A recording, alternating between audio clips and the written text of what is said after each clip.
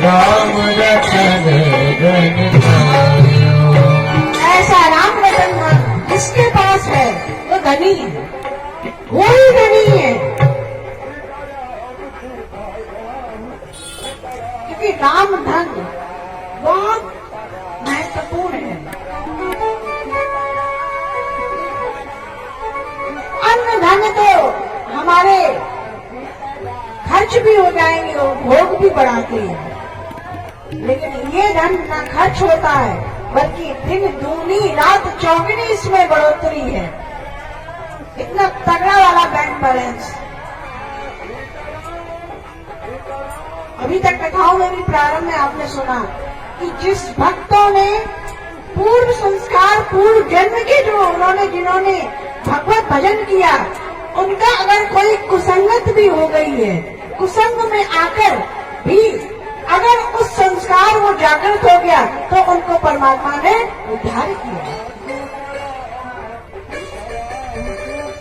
तो बीज कैसे बोए जाए? हम अपनी फसल को तैयार क्या करें, उसमें बीज क्या डालें? देखो, ये भी एक खेती ही है और हर किसान ये चाहता है कि हमारी खेती अच्छी हो, फसल अच्छी हो। कौन चाहता है कि बुरी हो? और उस खेती की पूरी रखवाली करता है, पूरा उसको समय देता है, पोषण करता है, उसका रक्षण करता है कि मेरी फसल अच्छी हो जाए। लेकिन बीज जब डालेंगे तो उसकी भूमि हमको तैयार करनी पड़ेगी। भूमि बंजर भूमि में बीज भी नहीं पड़ता है, उसकी भी एक पूर्व तैयारी है और वो तैयारी एक किसान ही जानता है, कृषक जानता है। तो हमें कृषक बनना है। भगवान ने गीता में भी कहा है कि क्षेत्र इदम शरीरम कौन्तेय, क्षेत्र निधि धीयते, कि ये जो शरीर है, हे कौन्तेय, हे कुंती भक्त, ये जो शरीर है ये क्षेत्र है। और क्षेत्र को कृषक किसान, उसमें जो कृषक बनेगा, उसमें जब कोई सोच समझकर इस शरीर में कोई सही अंकुरण करेगा, बीज रोपेगा, तब कहीं जाके परमात्मा का प्रस्फुटन होगा। वो राम रतन धन खर्च नहीं हो सकता, ऐसा राम रतन। देखो, कथा बहुत सुंदर है,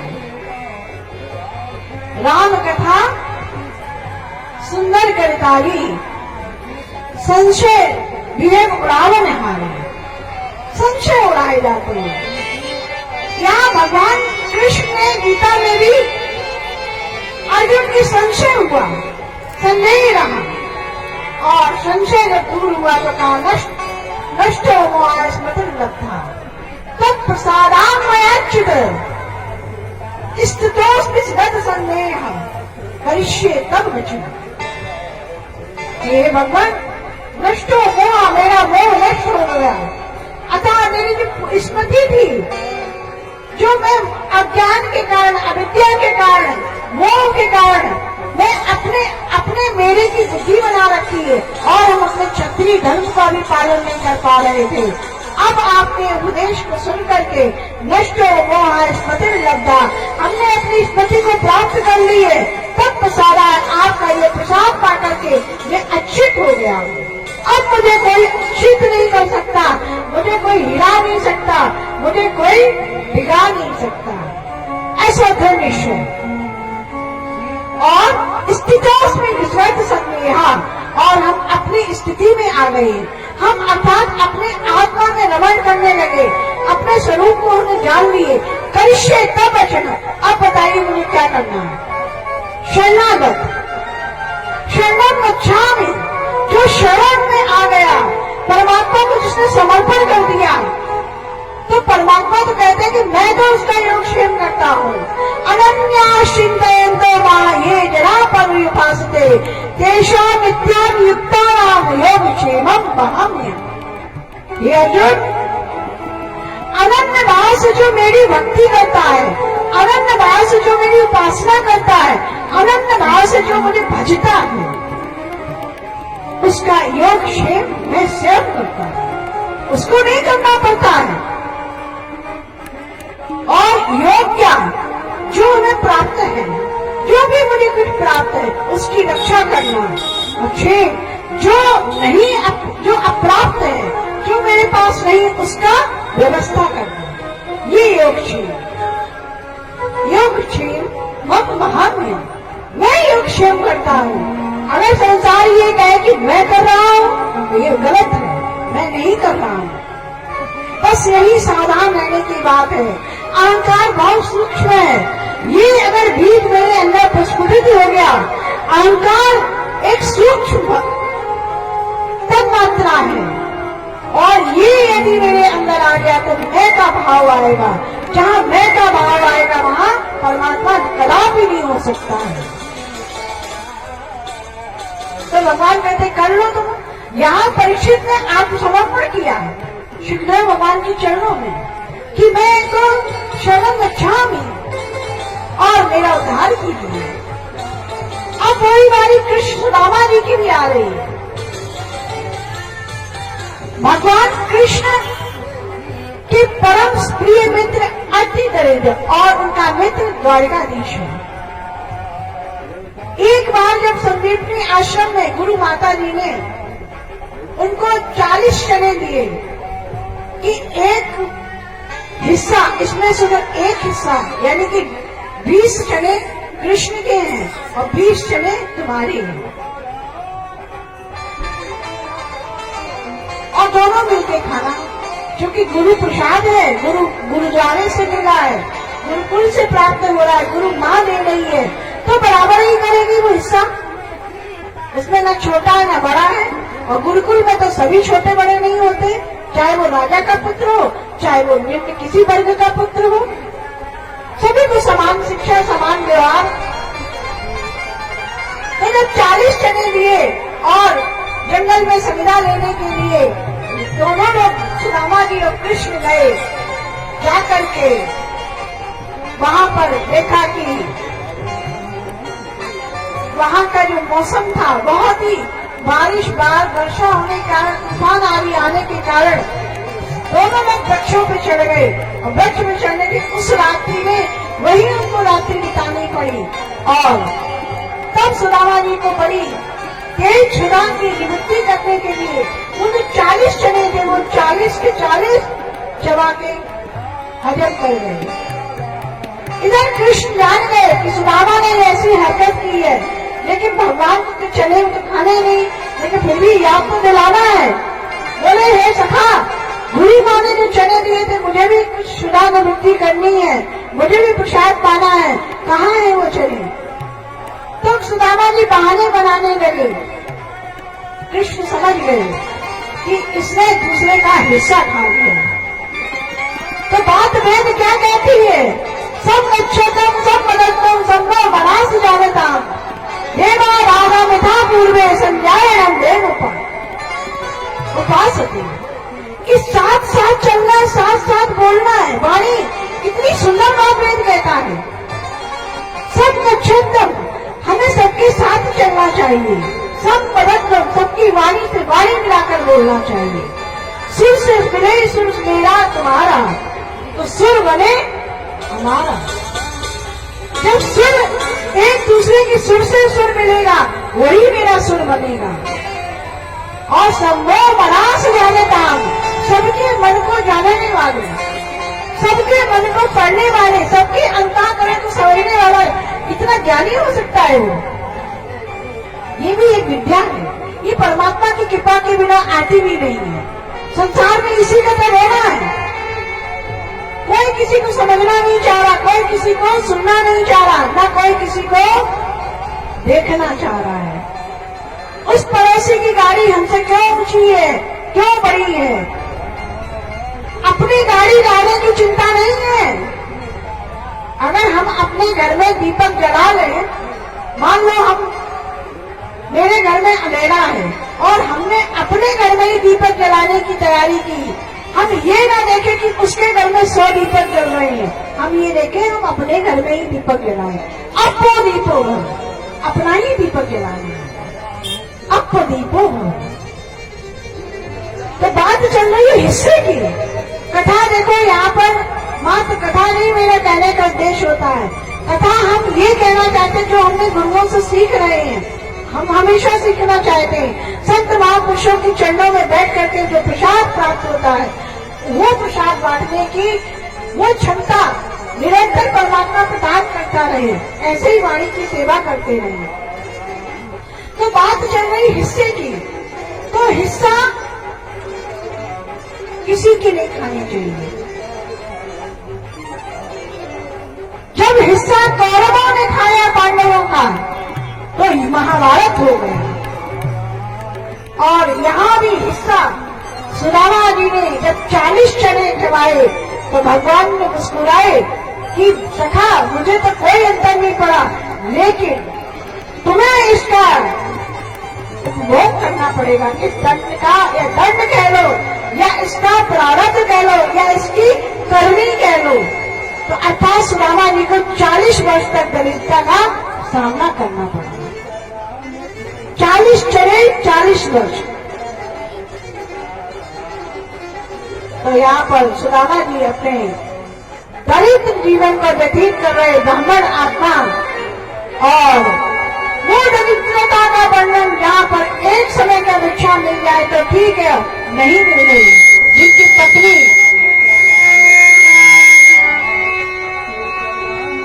जिनकी पत्नी बहुत सुशील साध्वी सुशीला, सुंदर सुशील पत्नी साध्वी सुशीला पत्नी और 4 बच्चे, उनका पेट पालना उनके लिए बड़ा अत्यंत कठिन दुष्कर कर्म था। लेकिन प्रशांत आत्मा, वो प्रशांत आत्मा थे, शांत आत्मा थे। उनकी पत्नी भी उसी प्रकार की थी। एक दिन की भिक्षा मिली तो ठीक है, 2 दिन का तो मुश्किल ही है। अब यहाँ अगर झोपड़ी तो तेज तूफान आया तो झोपड़ी के तिनके हो गए, उड़ करके अलग उड़ गए। ऐसा उनकी जो दैनीय या मार्मिक दशा का वर्णन। लेकिन इतनी उन्होंने दरिद्रता में अपने धैर्य नहीं खोया। परमात्मा को निरंतर वो उस राम धुन राम रतन धन को पाते हुए परमात्मा का चिंतन करते रहे और मां सुशीला अपने गृहस्थ जीवन का पालन करती रही। भगवान करुणावत्सल है। भगवान द्वारकाधीश यहाँ पर है। उन्हें एकदम सहसा याद आई कि मेरा एक सखा सुदामा है, पता नहीं उसकी क्या है स्थिति। और जैसे ही उन्होंने अपनी दृष्टि गई, कहते हैं कि करुणा दृष्टि, परमात्मा की करुणा दृष्टि पर बन जाए और जीव का कल्याण निश्चित है। यहाँ पर भगवान की दृष्टि पड़ी और नहीं मेरा सखा देखा तो बहुत दरिद्र स्थिति में, तो परमात्मा या सन्यासी का वेश रख के आए।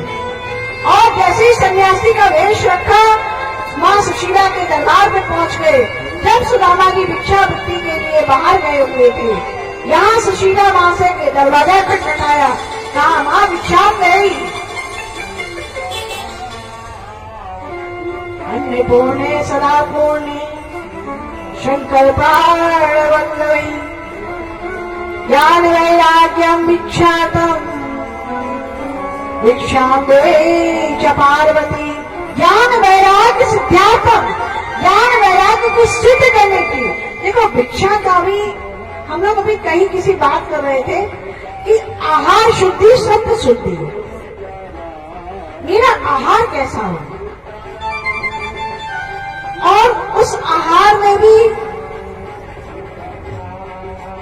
जो हमारे गुण बनते हैं, जो समीकरण बनते हैं, जो केमिकल्स बनते हैं, वो मेरे ऊपर ही लागू होते हैं।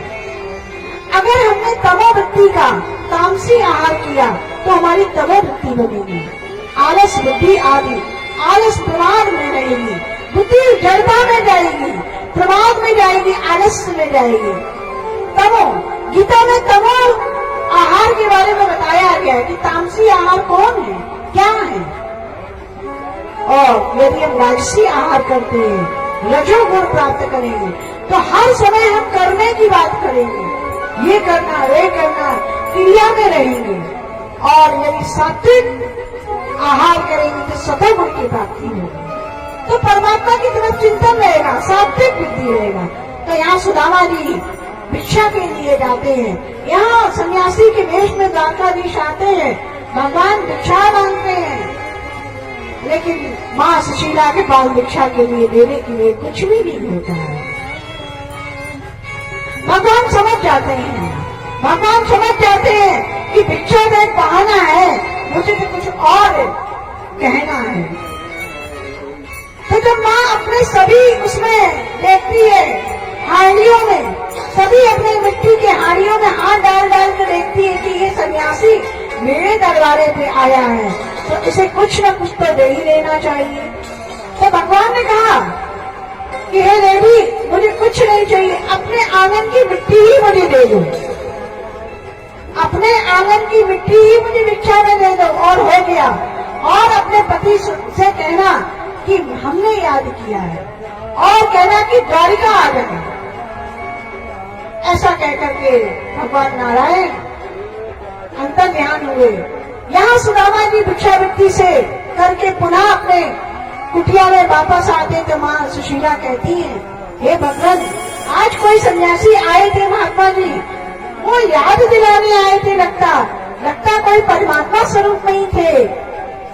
वो ऐसा कहते नहीं है कि द्वारिका में आ जाना, कि अपने पति को, अपने पतिदेव को द्वारिका में रहना।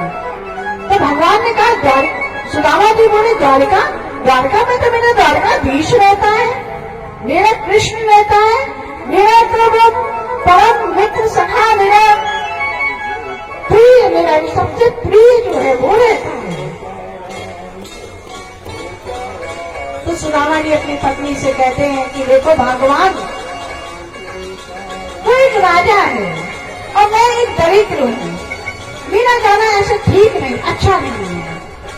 देखो वो तो मुझे समझ लेगा, लेकिन उसके और भी परिवार में लोग होंगे, उसके दास दासियां, अनुचर अनुगत आदि सभी होंगे, वो क्या सोचेंगे कि इसका ये ऐसा मित्र है, फटीचर, क्योंकि आजकल फटीचर किसी को पसंद नहीं है, लेकिन भगवान को पसंद है, भगवान दया करता है। तो यहाँ पर माँ सुशीला कहती है कि देखो ऐसा है, मैं तुमसे ये नहीं कहना चाह रही कि तुम उनसे कुछ मांगने जाओ, लेकिन भगवान के दर्शन तो करने जा सकते हो, दर्शन करने के लिए जाओ, और उनके दर्शन मात्र से ही कल्याण होगा, हमारा सबका कल्याण है। तुम अपने मित्र के, अपने सखा का दर्शन तो कर सकते हो। तो सुदामा जी को ये बात जच गई, बोले हाँ ये बात सही, मैं दर्शन तो कर सकता हूँ, लेकिन मैं मांगने नहीं जाऊंगा। तो कहा कि अगर मित्र के यहाँ जा रहे हैं तो क्या लेके जाना चाहिए, खाली हाथ तो जाना भी नहीं चाहिए। तो सुशीला ने कहा तनिक ठहरो, और 4-5 घरों में निकल पड़ी अपनी कुटिया से, वहां से 4-5 चूड़े उसे भिक्षा में मांग के लाई, और अपनी फटी धोती फाड़ दी, फाड़ करके उस फटी हुई धोती में उस चूड़े को बांध करके अपने पति सुदामा को पकड़ा दी। ये पतिदेव, हमारे पास तो वैसे तो कुछ नहीं, लेकिन मेरा प्यार वो समझ जाएंगे, मेरा प्रेम एक मित्र की भेंट उपहार को वो समझ जाएंगे, क्योंकि वो द्वारकाधीश है। तो सुदामा जी उस पोटली को लेकर चलते हैं। बहुत सुंदर यहाँ चित्रण किया है। सुदामा जी अपनी कुटिया से द्वारकाधीश की ओर, द्वारिका की तरफ चलते हैं, जहाँ उनके प्रभु द्वारिकाधीश हैं। बोले द्वारिकाधीश भगवान की। भगवान के दरबार में पहुंचते पहुंचते सुदामा जी के पैरों में कांटे आदि बीमारी फटी हुई, उनकी बहुत स्थिति गंभीर, धोती फटी सिलटी दुपटी, और वहां पहुंच जाते हैं उस द्वार पे जहां पर भगवान कृष्ण के राजमहल पे द्वारपाल खड़े हैं और कहते हैं, बड़ा सुंदर गीत है, जैसे द्वारपाल से कहते हैं कि